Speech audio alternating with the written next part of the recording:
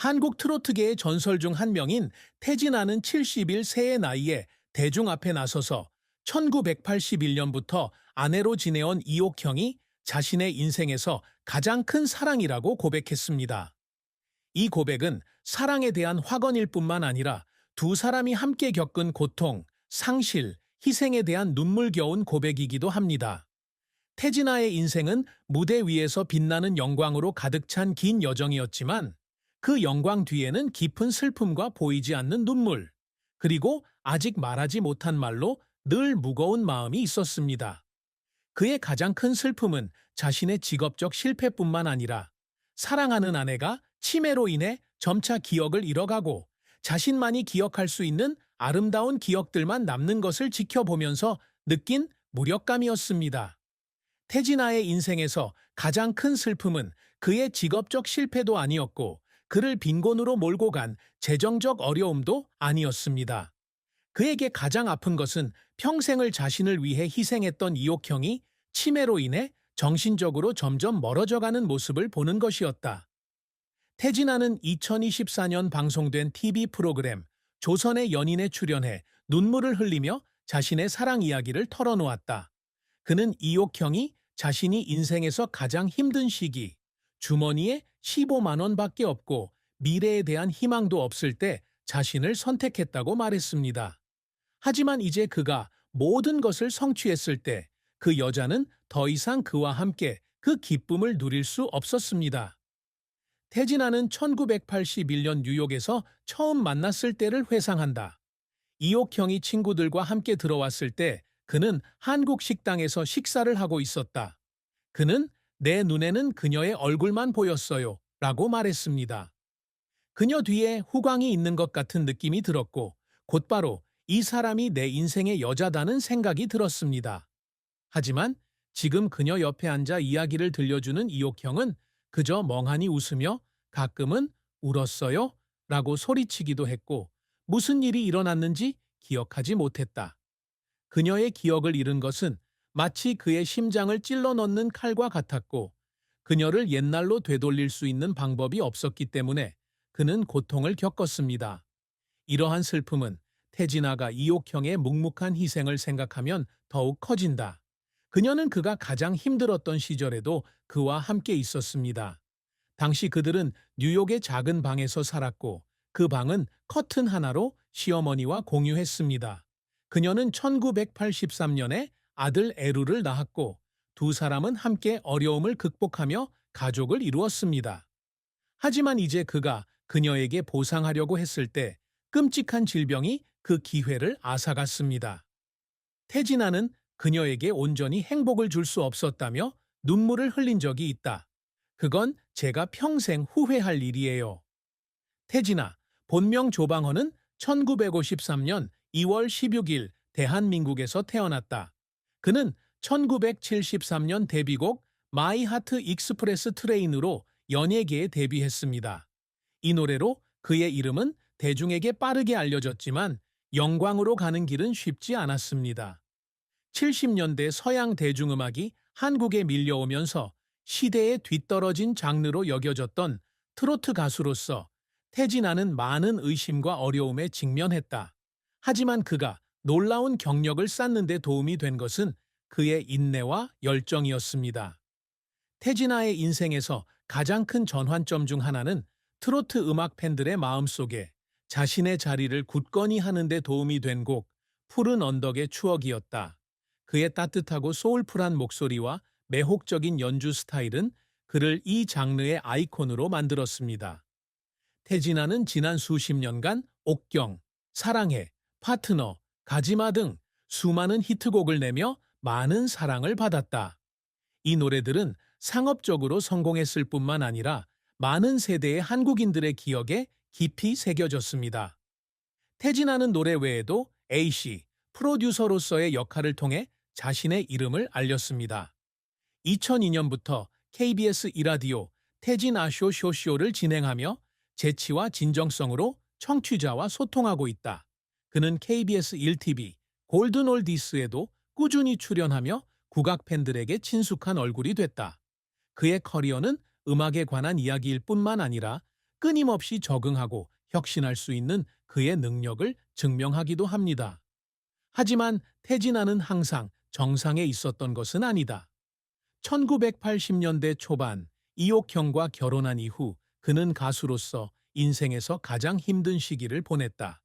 당시 그는 새로운 기회를 모색하기 위해 한국을 떠나 미국으로 갔지만 현실은 그가 생각했던 것보다 더 가혹했습니다.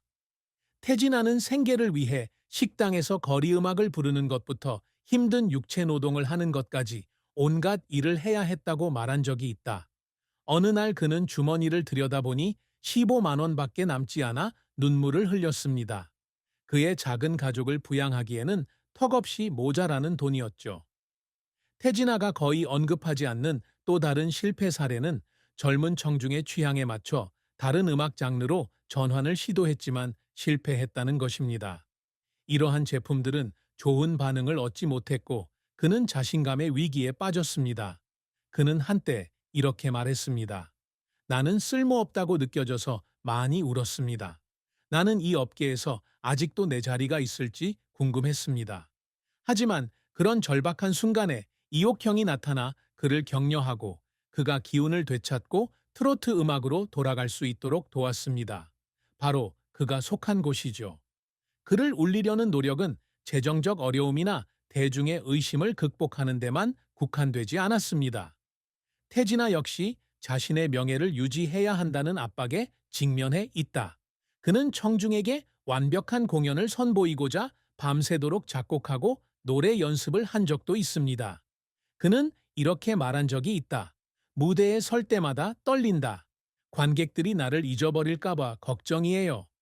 그러한 헌신 덕분에 그는 모든 어려움을 극복할 수 있었지만 결코 치유되지 않는 정신적 상처도 겪었습니다. 태진아는 가수일 뿐만 아니라 2000년대 트로트 음악의 전성기를 이끌어온 선구자이기도 하다. 당시 트로트 음악은 시대에 뒤떨어진 장르로 여겨졌다. 그의 가장 큰 업적 중 하나는 트로트를 젊은이와 노년층 모두에게 어필하는 한국의 문화적 상징으로 만든 것입니다. 그는 항상 자신의 노래 하나하나를 단순한 음악이 아니라 청취자의 마음을 감동시키는 스토리, 감정으로 만들려고 노력합니다. 태진아가 자랑스러워하는 또 다른 업적은 젊은 세대의 아티스트를 육성한 것입니다. 그의 아들 이루, 조성현은 아버지의 발자취를 따라 K-팝 음악 산업에서 싱어송라이터로 활동하고 있다. 이루가 트로트 음악과는 다른 길을 선택했음에도 불구하고 태진아는 아들을 늘 응원하고 자랑스러워했습니다. 그는 한때 이렇게 말한 적이 있다. 나는 내 아들에게 나처럼 되라고 강요하지 않는다. 저는 그가 자신의 열정에 따라 살기를 바랄 뿐입니다. 그 밖에도 그는 음악 제작부터 경험 공유까지 업계의 많은 젊은 아티스트를 지원하고 있습니다. 태진아 역시 다재다능한 아티스트로서의 이미지를 구축하기 위해 노력하고 있다. 그의 라디오와 TV 진행은 인기를 유지하는 데 도움이 되었을 뿐만 아니라 다양한 분야의 청중과 소통하는 그의 능력도 보여주었습니다. 그는 항상 다음과 같은 목표를 세웁니다. 청중이 제 목소리뿐만 아니라 제 삶과 기여 방식을 통해서도 저를 기억하기를 바랍니다. 아마도 그가 평생 추구했던 가장 큰 업적은 사랑과 가족을 지키는 것이었을 것이다. 태진아는 바쁜 일정 속에서도 이옥형과 이루를 위해 늘 시간을 내려고 노력한다. 그는 한때 이렇게 말했습니다. 저는 제 성공을 단지 상 하나로만 여기고 싶지 않습니다. 저는 그것이 제 가족의 행복이 되기를 바랍니다. 하지만 이옥형이 병에 걸리면서 그녀에게 만족스러운 삶을 주겠다는 약속을 지킬 수 없게 되면서 이러한 목표는 기쁨보다는 고통으로 바뀌게 된다. 태진아와 이옥형의 사랑은 아름답지만 눈물겨운 이야기다. 두 사람은 1981년 뉴욕에서 처음 만났는데 당시 태진아는 가수로서 전성기를 누리고 있었다. 그는 이옥형의 인내심과 진심 어린 마음이 자신을 감동시켰다고 말했습니다. 처음에는 그의 감정을 받아들이지 않았지만 어머니가 다쳐 울고 있는 것을 보고 널 만나러 갈게, 더 이상 울지 마 라고 말했다. 그때부터 두 사람은 40년 이상 지속된 사랑의 여정을 시작했습니다. 그들은 1981년에 결혼했지만 결혼 생활은 쉽지 않았습니다. 그들은 손에 든 돈도 별로 없었기 때문에 뉴욕의 비좁은 방에서 살아야 했고 시어머니와도 방을 공유해야 했습니다. 하지만 이옥형은 결코 불평하지 않았다. 그녀는 그의 가장 힘든 시기에 항상 그를 격려해 주었습니다. 1983년에 그들은 애루를 맞이했는데 이것이 이 결혼 생활의 가장 큰 기쁨이었습니다. 태진아는 그녀는 나를 구해준 사람이라고 말한 적이 있다. 그녀가 없었다면 저는 무엇을 했을지 모르겠습니다. 그러나 그들의 사랑의 가장 큰 슬픔은 이옥형이 치매 진단을 받은 그의 생애 마지막 몇 년에 찾아왔다. 이 병은 그녀의 기억을 앗아갔을 뿐만 아니라 태진아를 무력하게 만들었습니다. 그는 한때 이렇게 고백한 적이 있다. 그녀가 우리가 겪은 일을 기억하지 못한다는 것을 보면 가슴이 아프다. 나는 그녀에게 말하고 싶었지만 그녀가 이해하지 못할 거라는 걸 알았습니다.